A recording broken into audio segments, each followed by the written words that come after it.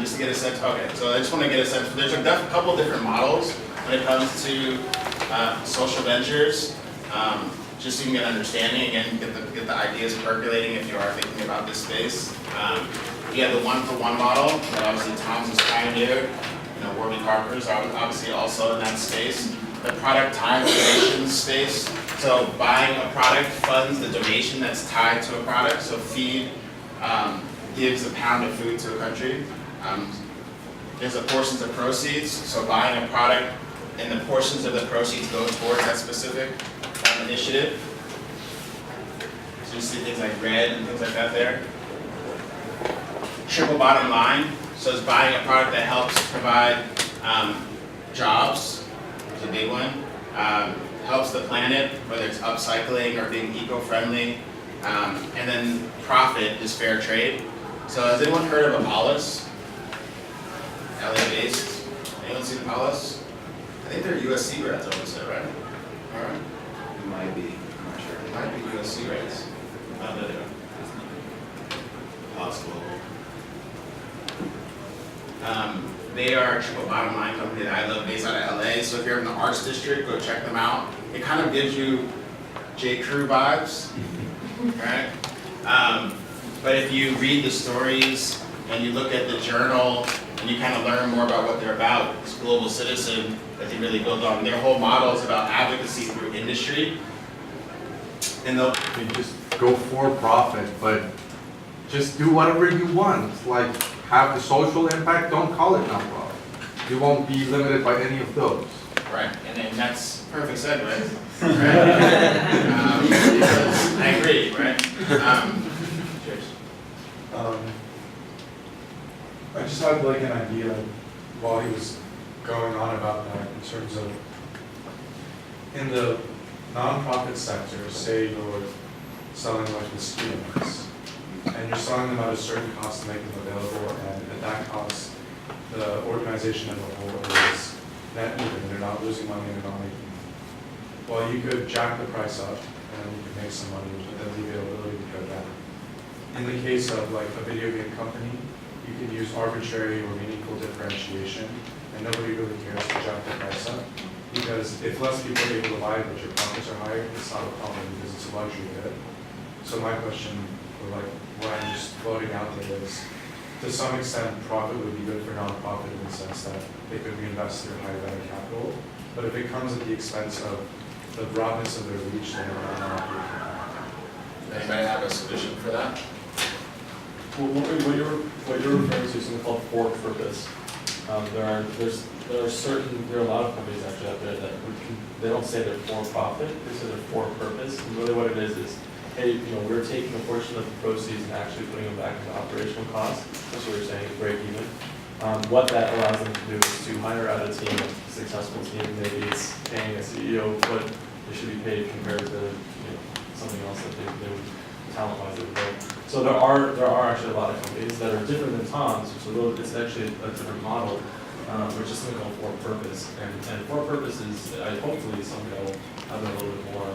I don't believe in nonprofits either, and I'm certainly worried about crowds, so I don't exactly. I have my own problem with that, but I think that for purpose is the future of all nonprofit behavior, because in the end, what you're allowing is talent and potential growth, which you're talking about, being able to take money from, you take a portion of money that you get from the product that you're putting out there and putting it back into. So is that being for purpose measured in terms of how much could it go on in reach in the future? Not quite. I think it's a little bit more broad. For purpose could be a variety of things, but I think that realistically what it is let's say mosquito nets. You pay $1.50 for a mosquito net. Say 45, it costs them $1, so 50 cents just going back into the company, rather than that going back into the pockets of investors or dividends or whatever you would consider a for-profit company. It would go back into operating costs, growth, marketing, whatever. In that case, would it be justifiable, for example, to raise the price of the net temporarily if you know that that could be funneled into innovation that would make them significantly cheaper in the future? But I think let's think about it a little broadly in terms of that problem. I think what you pose, which is interesting, and let's think about that a second. So, if we have a net, you're selling it for how much? $1.50, you said? for example? Yeah, he said all. It's $1.50 to people that need it, right? So you're keeping the price low in order to provide it to people in an area where they can afford it, price point that they can afford it. If you were to raise that price, obviously that's a way to solve that problem. If you're trying to make a profit, to your point, you could raise it and pass that on to the actual consumer that needs it in the developing country. But if you're really trying to make that gap, what other ways could you do that? What other business models, what other ways can you actually generate revenue without passing that across to the person in need? What are some other ideas for what you could create in a business like that? Marketing, distribution, cost coverage. Well, how can you generate revenue so that you can actually still keep the price at $1.50 on the nets, but maybe generate revenue in a different way to be able to still make a profit overall as a company? I guess that's the question, right?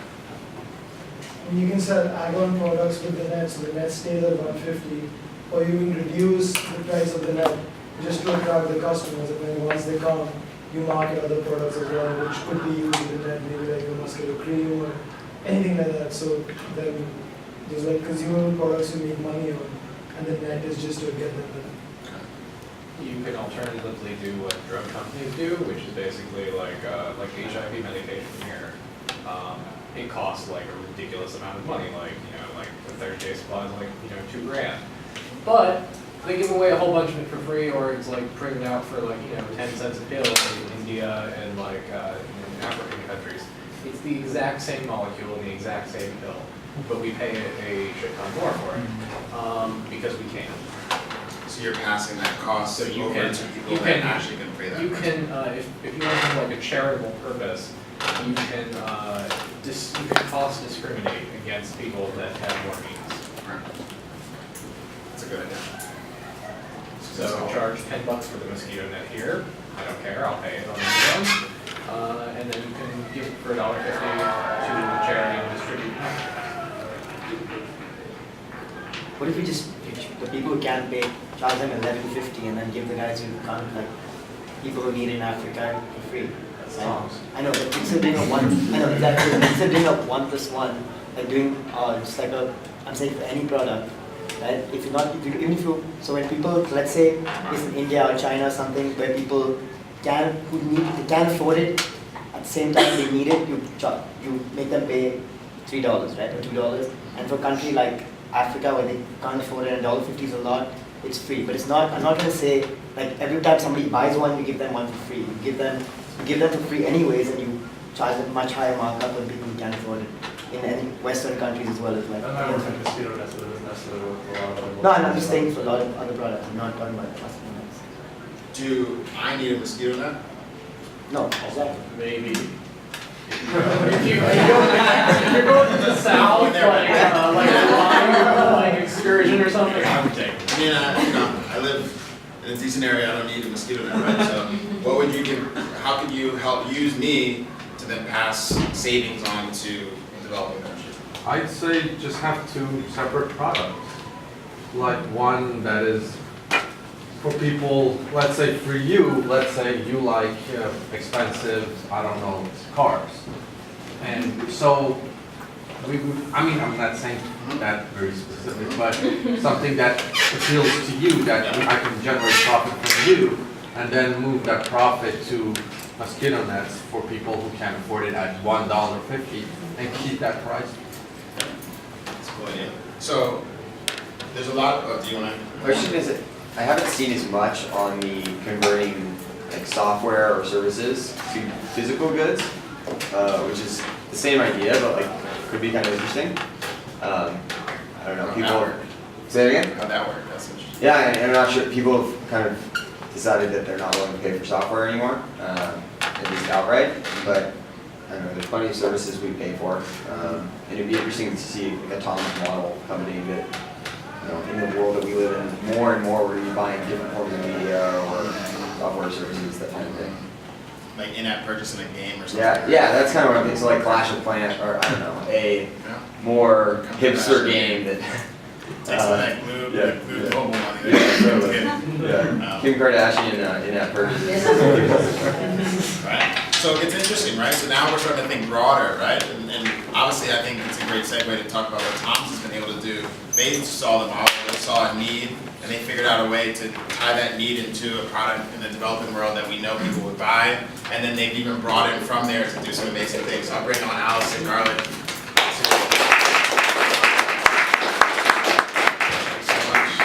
Thank you. Yes. I'm like terrified of my giant photo on the screen.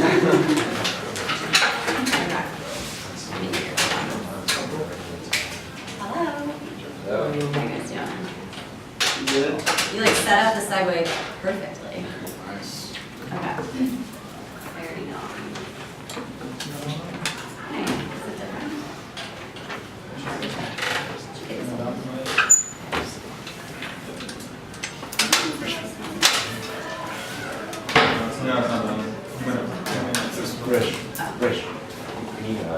Words are different. She has an area. She's an arrow. Uh-oh. You can just explain. I have a laptop. Oh, you have one? I think so. Oh, nice. Hey. Who has the light computer? Which one it is? Yeah, that's perfect. Wow. Save the day. So we're gonna sell cable cords. Bring us back, because I need it. And then that will fund nets. I'm just gonna quick second.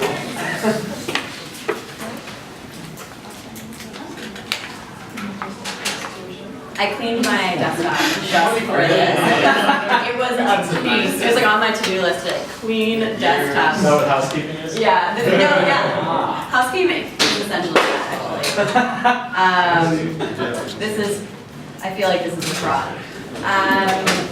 But yeah, so thank you so much for having me. I think that just to kind of give you a background really quickly on partnerships, it's a pretty broad term in terms of what I do specifically. So I run global partnerships from a product and messaging, so very much sitting in like our brand marketing vein instead of not thinking giving partners or something to that effect. So you'll see that some of my focus is definitely more on the branding side, but I think that with companies like Tom's, that plays into it so much because it's so important to tell that story and really highlight the additional get in those elements there. So first I'm going to show you, it's called Brand Sizzle.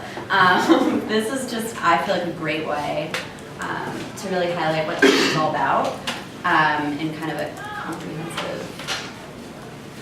piece. It's a few minutes long.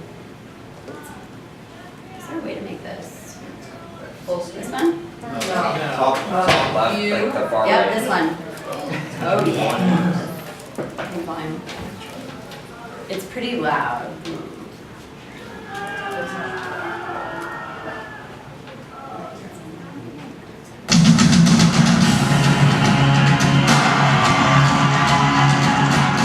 When I started Tom's, it was to help a small group of people in a village in Argentina. I didn't have big ideas or business plans. It was just a desire to help. I'm all about Toms. I think the way someone styles their Toms says a lot about who they are. Join us in this new vision. It's one for one.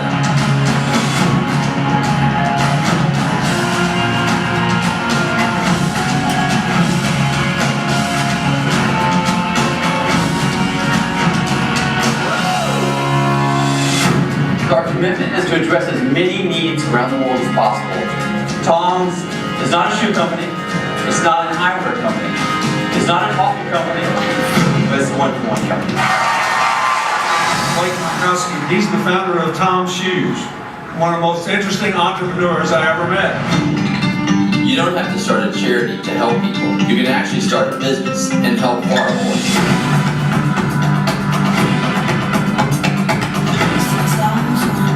I feel like I'm working for the bigger cause. This is something that they're passionate about.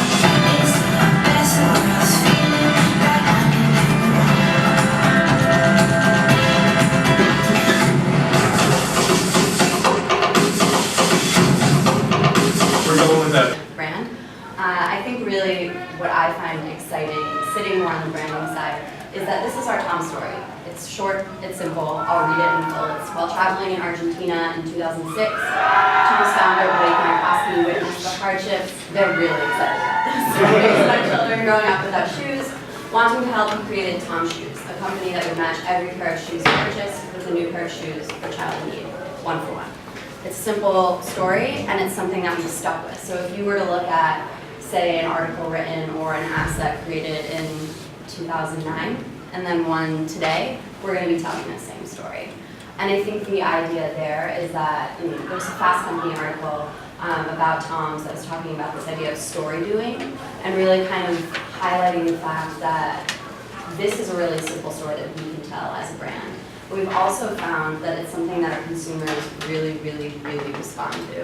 It's something that they want to be a part of, and I think they want to make it part of their story. So I'm purchasing Tom's. What does that say about who I am as a person? It's not enough now to just say, okay, I'm buying these shoes, they're cool looking. It's now there's got to be kind of that additional layer to it.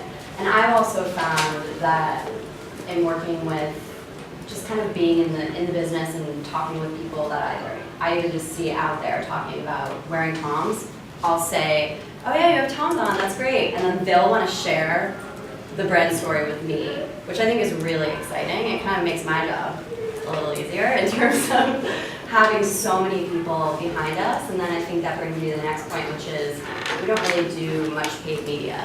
And I think a big part of that is we have kind of an army of loyal brand enthusiasts that are going to do that for us. And I think we're kind of venturing into that now and realizing just the landscape of the market and the fact that we want to continue to grow and continue to get more. So as a result, we are exploring, I don't know if any of you watched the Oscars, we did an ad with, I don't have it here, but we did do an ad with AT&T, which was kind of exciting. But again, that's a partnership. They were featuring Toms, because for AT&T, that helps them have a bit more relevance. Like, oh, look at AT&T with millennials. No one's going to care anymore about the fact that they're not getting the service they need with AT&T. It's so funny, right, when we were going and kind of looking into working, we're continuing that, and they're lovely, but it's funny to look at their social media and our social media. I think we have such positive, like 90+% positive engagement. When we were looking at AT&T's, bless the people that handle that, because that's just, it's intense, they're great, but it's all about kind of issues that they're having. So alignment with Tom's is really helpful. And I think this mission statement you'll see again throughout, and you'll see one for one. I continue to reference that. I think that is just the cornerstone of what Tom's is all about. And it's really the core of our business, and it's something we've done our best to never really lose sight of. Also, registered trademark. It is, yes. I just know that.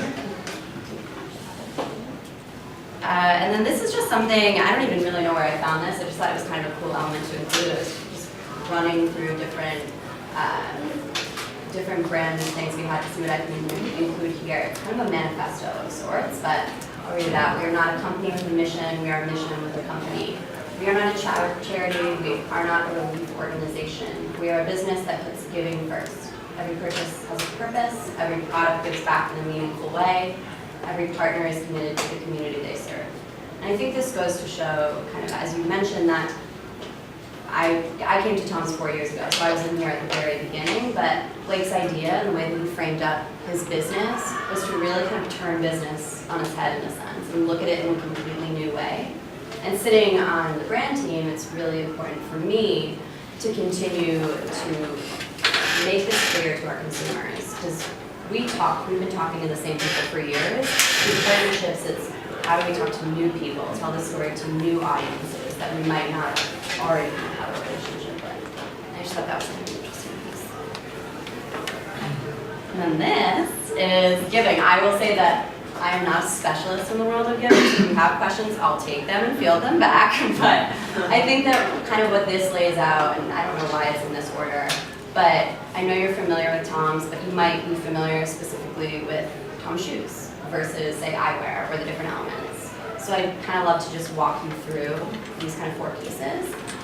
So first, I'm going to jump because I don't know why footwear isn't first. But so we have footwear, and so with that, it's for every pair of shoes purchased, we give a pair of shoes to a child in need.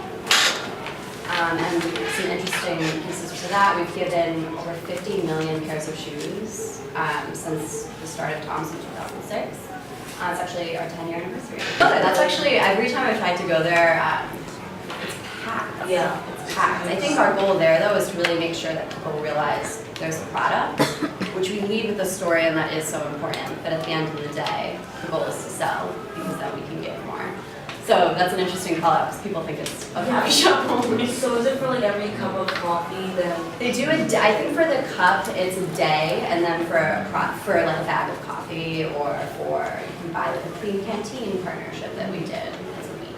So it's not like if the store hits its goal, like the coffee shop hits its daily goal, then they do it, it's just like. It's by product there. So like if you buy a latte, we'll give.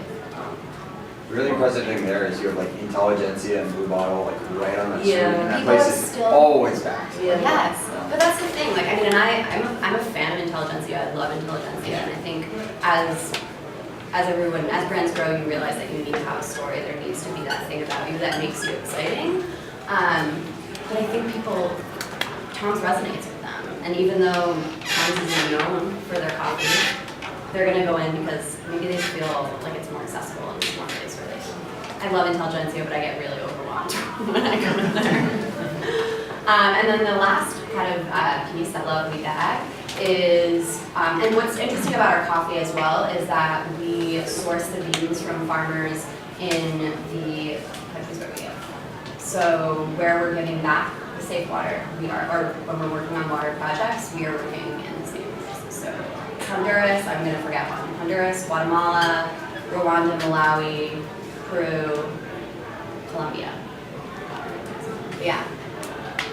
So for Tom's shoes, like if I were to buy a shoe, like how often do you go and like give the shoes to the children? Is it like a quarterly thing, annually? It's happening throughout the course of the year. Yes, it's happening throughout the course of the year. It isn't as you need it as you purchase the shoes at a Nordstrom or at a Tom's store and then we're giving that the next day. But we're working on providing numbers back, working with our giving partners. They provide actual sizing that's needed. They also provide us with our footwear. I don't know, how many styles of footwear do you think Tom's gives? Like, are you under the impression that Tom's gives the alpargata style that you've seen? Or some people used to say you buy a wedge and give a wedge. That's not what happened. I feel like that was a PR moment that we had to kind of fix a little bit. But we have the alpargata that we sell, but then we provide kind of the slip-on, which is a more durable version of what you kind of see up here, or the classic that you've probably seen people wearing. And then we also do a winter boot, we do a school shoe, we do a wet weather slip-on, and then a sport shoe. So there's a variety of different shoes, and I think that when I first started Tom's, I didn't know a lot about what we were doing in that space in terms of all of the different silhouettes. And since I've started there, I've also really I love what our giving team does in the sense of, we don't give any of this, we work with giving partners in all of these different communities that work to tell us what is the need, kind of what's lacking. Like when I went on one of my giving trips to Guatemala, it was so muddy and wet, and we were traveling to these villages, and I'm like, we're gonna give the canvas slip-on? But it felt wrong in a sense, and that was immediately solved after that. We created the wet weather slip-on, and we now provide that in a winter boot in some of those locations. So I think it's also good to see how Tom's can kind of pivot and work with our teams we're not just telling a story, but we're actually, doing it as well. And then I feel like I want to show you another video. And actually I would love your feedback on this. That's what my team asked when I was coming. They were like, show them the anthem video and then see if they have thoughts. This is a much shorter video that we created. Let's see if I can put it a little lower. And I think that this really helps to, sorry. Yeah, so I was wondering, you might tell later in your presentation, but to start with on one, this means like you basically are losing half of your profit if you were just like a full for-profit business. Mm-hmm. How do you manage that to like your business not to fail? Mm-hmm. I think that we worked to put our shoes, at a price point that was, like you were talking about earlier. It's a canvas slip-on. It's great, but is it necessarily $60? No, but at the same time, can we sell it for that and even more than that? And now sell these shoes, you probably think I'm not wearing Tom's, but these are Tom's. These are Toms, guys. There are a lot of styles that you should all check out after. Much cooler than you would think. I'm not an Alpargata person, but I rock, oh yeah, I'm gonna model them. But we have a lot of different styles that are kind of hitting on different kind of consumer profiles and people. Like these are over $100, but we are then giving back.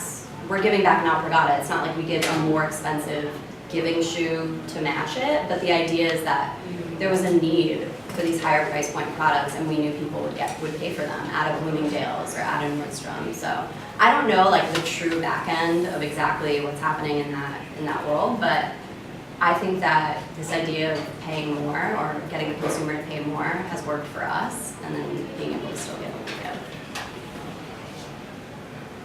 Yeah, so this is a very short video, and I think it does a good job of highlighting our gives. I'm just giving a general look at Tom's sold out.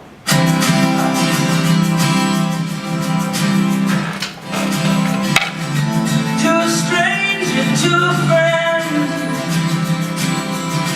to give in such a way as no end. We are loved, we are one, we are how we treat each other when the day is done.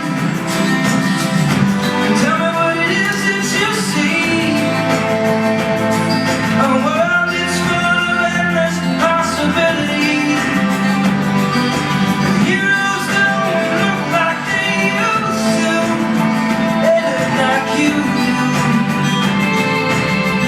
We are peace. We are one. We are how we treat each other.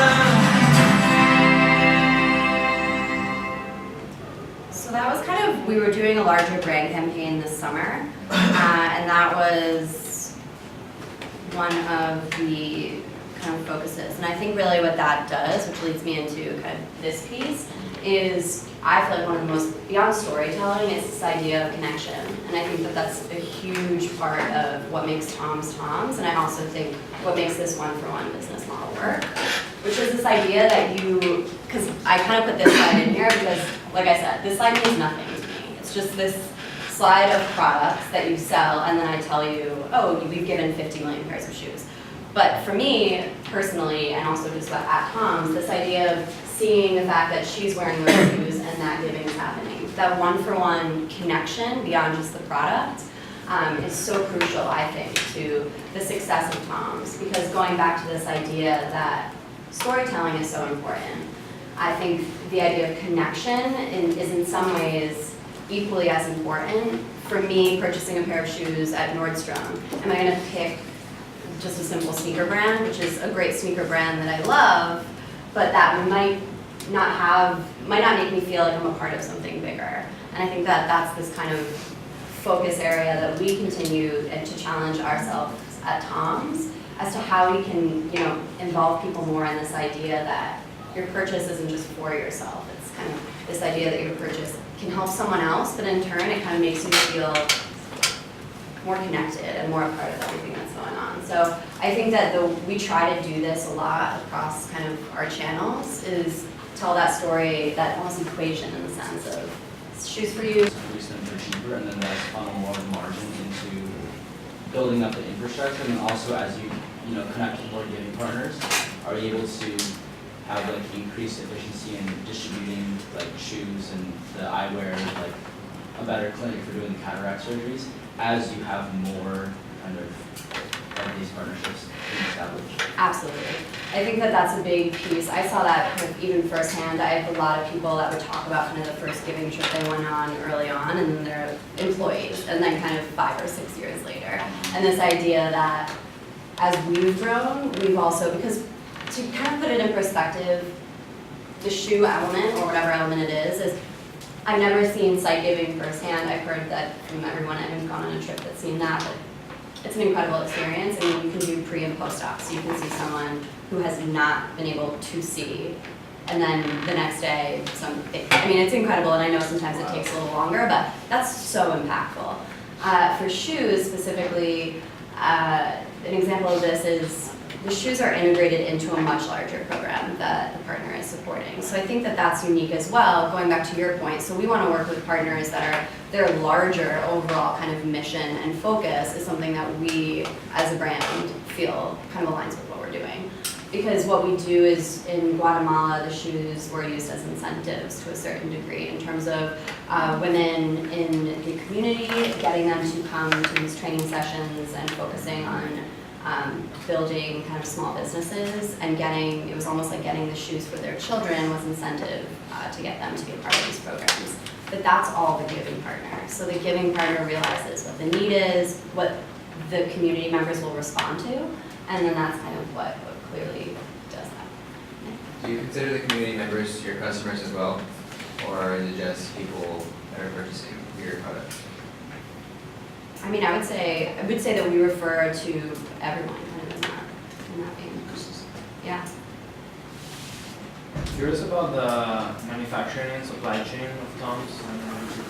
I know a little bit of it, but I can definitely, I mean, I think what's unique in terms of where we're at now is we've definitely grown to manufacture our products. We do manufacture our products in China, but we also do manufacture them in Kenya, Haiti, Ethiopia. So we're growing to, because as Tom's got bigger, I mean, there was a great mission and kind of a focus, but you're always going to get criticism. There's always going to be something that you can do better or kind of focus more on, and kind of in the marketing space, I think at our core, we do genuinely want to do something to give back. So it's how can we, create more jobs? What can we be doing in some of these elements? We helped build a factory in Haiti, which, and we did a whole campaign around that, which was really, really exciting. But that is something that will continue to grow, and it's something we need to continue to keep on our radar to make sure that we're sharing that yes, we are transparent, we do sell product. I mean, we do manufacture in China, as well as other areas as well that we give. Where is like the name Tom's come from? So everyone thought that Blake's name was Tom. It's not. I actually thought that too. My mom used to be like, how's Tom? I'm like, no, Mom. So they come from this idea of shoes. They're actually called, I'm very glad you changed the name, Shoes for a Better Tomorrow was the concept behind it. But the idea was that the tomorrow could fit on the back of the shoe. So we shortened it to Tom's. And we actually had this whole campaign, which I thought was pretty unique. It was called I Am Tom. There is no Tom. So we did a whole marketing campaign around that. But also to show that it's not us building this brand. It's really everyone. It's our giving partners. It's our Nordstrom customer, like Nordstrom buying our product to sell in their stores. It's our customer, in those stores that's buying it. It's our fans on social media. So, yeah, the idea there was shoes for a better tomorrow. I love the way you phrase it, like engaging with customers, being part of the story. Yeah. And I wonder, does Tom's try to, have an initiative to make sure that you have returning customers and making sure they're part of the story multiple times? Because I can see where it wouldn't just be like the goal of having everyone buy one shoe and be done with it. It'd be like, maintain the relationship. How do you go about even trying to attempt that? Absolutely. I mean, I think that what we've found, we have like a loyalty program, and we have like very specific ways in which we look to support our customers that we love, that have done, great things for us. But I also feel like we find ways beyond purchasing product for them to engage throughout the course of a year. So have any of you heard of One Day Without Shoes? It's this kind of annual initiative that we do, no purchase necessary. And it's this idea of engaging with people to raise awareness and have a conversation. So you take off your shoes for a day, you walk around campus, and people are going to say, what are you doing? And kind of talk about that. But that's kind of an opportunity, again, for our customers to tell our story. And it's so interesting to see how behind it people have gotten. Last year we did this campaign, which was for every shoe, it was a lot. There was like a team, I'm not even kidding you, there was a team of about 10 interns who they just, oh my gosh, bless their hearts. They were like sitting at a table at our office just their entire day, was looking through and responding to barefoot.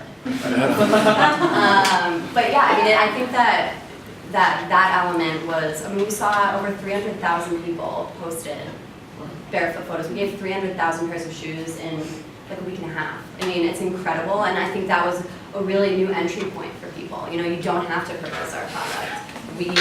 We want to support just this initiative and the fact that they were talking about it on social media. People made like videos about it. It got so much press, and I think it was because we weren't asking too much. So I would say that in terms of return customers, one, it's building product that they like. So for example, I was an Alpargata girl and then I wasn't anymore. So how can we build a line and a collection that people want to wear as they get older? Because maybe myself in college, great, now I'm not into it anymore.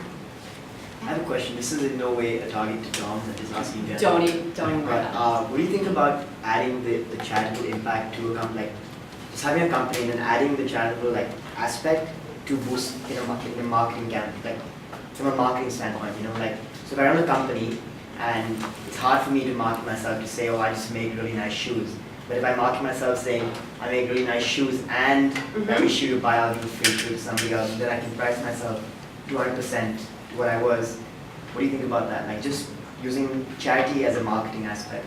I mean, to a certain degree, I know that we are being leveraged in that sense in the partnerships that I do, which is kind of like a really great segue in terms of the fact that you just knew that was perfect. But I think that for me, I kind of have it here. So I'll jump into that in a second, but it's this idea of our mission as Tom's is in the business to improve lives. With every product you purchase, times all the person in need, one for one. And going back to what you were saying is, I've created this is not everything, but this is like a snapshot into partnerships that I've worked on. So again, I'm product-based, purely marketing in certain ways. So like, I've gone from working with Linus Bicycles to Paul Van Dyke, who is a DJ, which is a completely different experience, to we worked with Target, we worked with National Geographic last year, Vogue, WWF, Jonathan Adler, Charity Water. So you'll see that there's kind of, and I think what you're saying is, think about Vogue or Tabitha Simmons, which is a very high-end, like 500 plus, up to $1,000 like, women's footwear line. They want to work with us because they want some of that, they kind of want that nice factor. They want, hey, we're working with Tom's, we're not giving. So it's a little bit different, but I think that even just from being in partnerships at Tom's, for a while I thought it was the easiest job because everyone would just come to you wanting to work with you. Yeah. So I guess that answers my question, but at the same time, I'm not talking from standpoint of these companies. I'm talking from a Tom standpoint, like running a company or being in part of a company that, like your main marketing aspect is the fact that you have this great cause, right? And you're helping like underprivileged kids with water, like shoes, which is great. So I'm saying using that or just running a company. So for example, if I just want to create shoes, right? I'm not going to be able to sell like regular Spendelers for $60.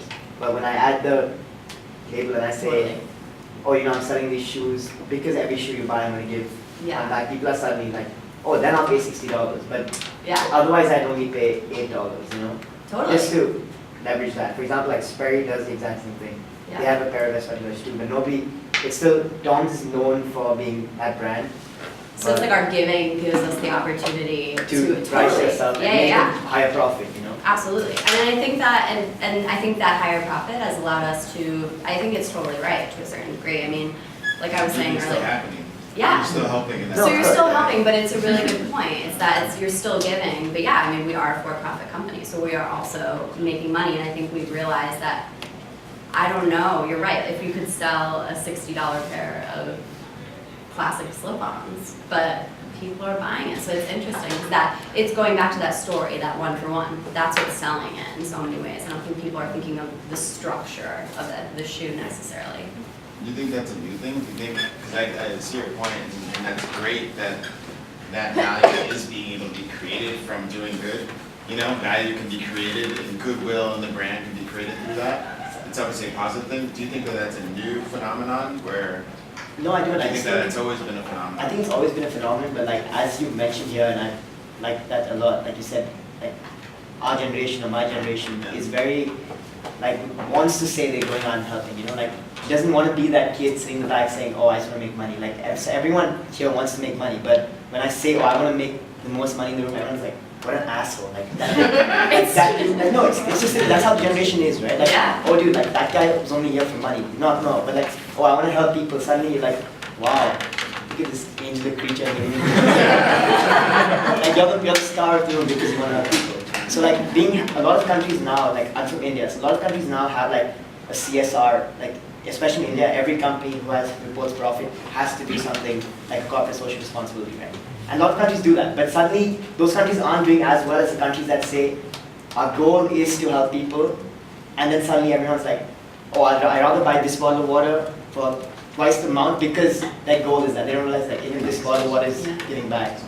So it's just. And I think it goes to show just like where we're at in terms of I mean, I think of that too. Sometimes I'm like, why am I buying this bottle of water that's more expensive? But even, I mean, granted there's the giving element, but sometimes for me, from a branding perspective, it's just like, what makes them different? Like, is there something different about this brand that's exciting to me? And I don't really know why that is, but I just know that I want to feel more kind of entrenched in what it is that they're doing than just like, I'm purchasing this product. Because the reason I brought this up, sorry, my last point, but I was actually in Spain last year, and like S20 are from Spain, so I was not too aware of Tom's. I'd only been in the US for a semester before that. And when I went to like a store like to pick up, authentic, they were like 15 euros, or like that's what, $20, right? Yeah. And then there was this pair of Toms that was like 65. So I asked the guy, I was like, why? Like everything is here is like 20 diesel. There was like a pair of diesel S20s which I did pick up, which were like 25 euros, right? Compared to 15, which is the regular ones. And I was like, why is this one brand priced at 55 that I've never heard of? And he's like, I don't know, it's American, that's what they do. So I was like, okay, it's American, that's what they do. But no, I think it's like, I mean, he knew what he was, Blake knew what he was doing. He was taking the shoe that he saw when he was in Argentina, which was not expensive, and kind of creating it. But then not only from a product standpoint, but it's also allowed us, like we were saying earlier, like it's allowed Toms to hire the talent that they need to really build a global brand. But yeah, I mean, I agree, $60, it's pricey. I want to disagree a little bit with what you were saying at first. Yeah. And there's probably a lot of other $60 shoes out there, or a lot of other products where you're just paying that because of the brand. It doesn't mean that shoe is worth $60. Okay. And the fact that Tom's was able to do that from the beginning without having a brand behind it, but through a mission, I think that's very powerful. Yeah, and I think what we did too is we had the chance to get, I think a lot of it, I mean, obviously mission driven helps in the purchase, the kind of end purchase, but it's also working with Nordstrom. Like Nordstrom got behind us at the very beginning. Like you need to be able to have some sort of backing from someone that's more significant than, Tom's at the time, which was just Argentinian flag on the back of a shoe. But I think that that's another key driver. Like, of course, any mission-driven company, I think, is incredible and should move forward, but I think we definitely had some luck in the beginning in terms of getting the right people behind us and keeping our idea simple as well. I think that's the biggest piece too. I'm curious what you think. We were talking a little bit about, the TED Talk was talking about essentially when, easily with nonprofits, but I think something like this could fall into it too. People often have this kind of gut reaction when companies that aren't purely just for-profit companies are also doing well. I'm curious, granted Tom's is a little bit different because the model was different compared to just a true nonprofit or something. But I'm curious what you think is kind of in the secret sauce, or what has allowed Tom's to both succeed, do very, very well financially, but also in people's minds still to this day. I mean, I think the Tom's, the start of the Tom craze was years ago. I'm curious, what has kept you guys, and even I look at certain other organizations, like Livestrong, for example. Granted, there's other factors in that, but some of them kind of fallen from grace or just kind of lost their oomph for some of those things. And it seems like Tom has kind of ridden it through, where people still see it as this brand that they love to brag about. Yeah, I mean, I agree, but I definitely feel like there's been moments. I think there's been moments for sure where, from a marketing standpoint, we kind of had to redirect and find a way to, when we're not purely for profit, without any give, we get so many questions. I mean, there's always gonna be that level of, what are you really doing? Yeah. How much are you really giving? We wanna know more. Well, it's like what he said, it's like, oh, it's just a marketing play, like. Yeah, exactly, and there's always going to, I think there will always be that, and it's funny because as he was saying in there, it's like you, the video game guy, I mean, it's that same concept where you're doing good, but are you doing enough? Like, I think that that's something that the for-profit of that space really struggles with, because I think you have to be extremely transparent, because I think that that's a way to kind of close the gap on that and at least say, this is what we're doing, we're being as honest with you as we can. But I remember when we moved into a new office, and it was, I mean, I was in the old office, which was a warehouse in Santa Monica, and I shared a desk, and it had no AC, and it was horrible. But it was really modest beginnings. I mean, it was out of Blake's apartment in Venice, and then we moved to the warehouse, and now we have a nice office in Playa Vista. And for a while, it was figuring out, do we talk about this? Like, is this something we're comfortable sharing? Because we knew the backlash of, why do you have this barista area? Becoming the very Yeah, exactly. But I think too, it's that, going back to what he was saying, I think it hit it on the head, like, you need to hire talent and a leadership team that you trust and that knows the right people and can get into the right spaces, or else you're gonna have these people working for such little money, and they're not really gonna get you to where you need to go. You're not gonna know the Nordstroms or kind of get into that space. I think there's value in that. Yeah, I think the communication around that is like clearly incredibly difficult, just because so few companies can do it well. Where you like, how you truly make the argument, like we're allowed to. We made the decision to have a nice office and do this to hire the right people. It was like still like what he was talking about in the video, where like I think a lot of people are just inherently doubtful about like the goodness in people. Yeah, it's funny, everyone wants to give, and they're excited to give and purchase a product that has a story, but it's true, they're going to be wary about, well, wait, how can I, but again, it's because, I think it's because they're like loyal to the brand, and they trust you, and if they trust you, they expect you to tell them the truth. And I think that that's up to us to really make sure that we're doing that, us being Tom's brand. Yeah.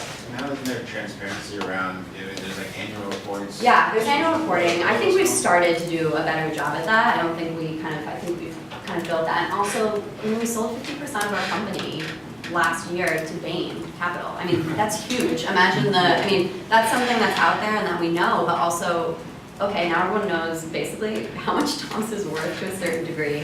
And how do we, and I think something great is that the social entrepreneurship. That. You can't really fit into an experiment or any sort of metric forming. Do you know how Tom's really came up with the prices, how they were able to match it up, or was it just like, hey, $60 seems like a good idea? I would love to say that I do know. I don't know for sure, but based on how the humble beginnings and kind of how we started, I have a feeling that it was not as well thought out as it was laid out. But I mean, who knows? Blake didn't, he was in school and then dropped out. Not that you should do that, but it's also like this idea that he always says, like, he's like, he has no experience in the shoe space or the fashion space at all. He had a laundry service before that he built, a company that he built and then sold. And then he went to Argentina and decided to start a fashion company. But if you read articles, he'll bring up the fact that he knew nothing about fashion. But for him, it was the need. Again, going back to the idea, it was the need that came first. And then it was, how can we build something kind of around that will sell well and that we can market and tell that story. So how do you deal with the backlash from people that say, by giving those communities free things, like, how does that help? You're not creating like a sustainable. Yeah, you're not really, exactly. So how do you guys deal with that kind of backlash? I think that for us, it was, initially, we were really trying to figure that out. I think being as transparent as we can, but also showing the work of our giving partners. Because I think sometimes people will think of Tom's and all the people based in Playa Vista are going to Honduras and giving shoes. What do they know about what is needed? So I think that in that respect, we work with our giving partners and they come back to us with, here's the need. And I'll even say when I went on my first giving trip, I was a little apprehensive. I'd been at Tom's for a little less than a year. And I was like, okay, I know that this product is important, but are shoes like the #1 thing that you need? I think we all know, no, they're not. But they are built into programs and definitely necessary kind of within those communities. But, so I think one is just being transparent and also telling the story of our giving partners. And then I think the second piece is, as we move forward, kind of building the factory in Haiti and also kind of creating jobs through the work that we're doing, is just highlighting again, okay, we're giving shoes, but for some, there's gonna be questions. So how can we continue to invest in these communities and then give back beyond a product, more so working. So you're basically, there's like a give and take within the community, so like they also have to go through the giving partners to kind of, you said something about they have to go through workshops or so, yeah, so it can be a variety of different things. So one, we have like a media school shoe, or there's like different kind of focus areas. Like in the US, we provide sport shoes. So maybe these kids already have shoes, but I've been in kind of the areas where I've gone on my giving trip and seen firsthand that some kids have no shoes. They have no shoes. This might be the first pair of shoes they've had. Is that everyone? No. But then there's also kind of these kids who have a tattered pair of shoes that are too big or that don't fit them, or that there are their hand-me-downs from a sibling. So there's a variety of kind of different spaces, but in terms of the programs, our giving partners create larger programs. So in the giving partner that I worked with, it was all about kind of women's empowerment and building, and also having women in the community create like small businesses or anything, whatever that is, to kind of build within kind of Guatemala. And so they work to do that and then incentivize the women through giving shoes to their children. But that isn't always the case. I mean, it's always different, but it's always integrated into a larger program. And our giving partners run point on distributing the shoes. It's not, these giving trips we go on are an opportunity, since we're speaking about the brand and we are a part of the brand, it's an opportunity for us to see it firsthand. But in no way is that who's doing the giving. Like, it's our giving partners specifically. How do you select your partnerships? What kind of things do you look for? So these partnerships? Or other ones? Yeah, no, absolutely. So so I love this slide just because it's so all over the place, which I think is kind of awesome. And for me, it's like the best job ever, because you just get to work and put on so many different hats, because you're working in the music space, you're working in the nonprofit space, you're working in media, or gosh, what else? Have you heard of Shabby Chic? It's like women, it's like very cool, like 50s mom. So, I mean, what we do with that kind of, again, leads me into my next point. So going back to this idea of business to improve lives, I think we do that in two ways through our partnerships, two main buckets, which I say as support and kind of amplification. So support, I see as more of working with other like-minded brands that are already doing something good or already giving back, and how can we work with them to support their cause and then help to give more. So usually what we'll do in this space, we don't have like a bucket, a true bucket for these, but that's kind of what I would say. So Charity Water, are you all familiar with Charity Water? So we worked with them a few times actually, and in terms of how we came to that, or all these brands, is they're doing something great in their space. They work with specialists and giving partners on the ground that we might not necessarily work with, and through kind of a partnership with them in creating product that we then will push out across all of our channels, they'll push out across theirs. We can tell an even stronger story together, and we can also sell product and in turn give back. So this was Charity Water glasses. I think we did like $10 for the purchase of each pair of glasses. Goes back to support, I think it was like a water project in India. And then this is anyone familiar with ECI? Is anyone familiar with Ben Affleck?